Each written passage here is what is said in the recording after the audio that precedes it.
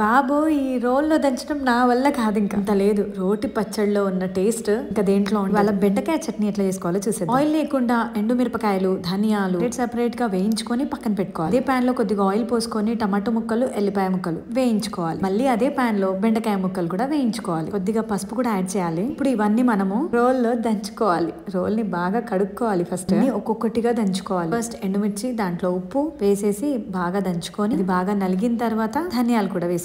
హాటుకి తుమ్ములు కూడా వచ్చినాయి అనుకోండి, అవి వస్తూనే ఉంటాయి. మనకి మామూలు తుమ్ములేనా, ఎన్నో ఒంటి మీద కాలిన మరకలు కూడా ఉన్నాయి. టమాటో ముక్కలు కూడా వేసుకొని దంచుకున్న తర్వాత బెండకాయ కూడా వేసి బాగా దంచుకోవాలి. ఇప్పుడు కొద్దిగా ఫ్లేవర్ ఎక్స్ట్రా యాడ్ చేయడానికి కొత్తిమీర, పచ్చి ఉల్లిపాయలు వేసి బాగా దంచుకోవాలి. దంచడం ఏంటో కానీ ఎక్కువ రుబ్బాలి. ఎప్పుడు బెండకాయ కూర, బెండకాయ ఫ్రై తిని తిని బోర్ కొడితే ఇట్లాంటి రోటి పచ్చడి చేసుకోండి అబ్బా. ఎంతమందికి ఇట్లా తినడం ఇష్టం చెప్పండి? నాకైతే చాలా చాలా ఇష్టం. చట్నీ ఆ రోల్లో అన్నం వేసుకొని తింటే బాగుండదు కాబట్టి ప్లేట్లో వేసుకొని తిన్నా. పర్ఫెక్ట్.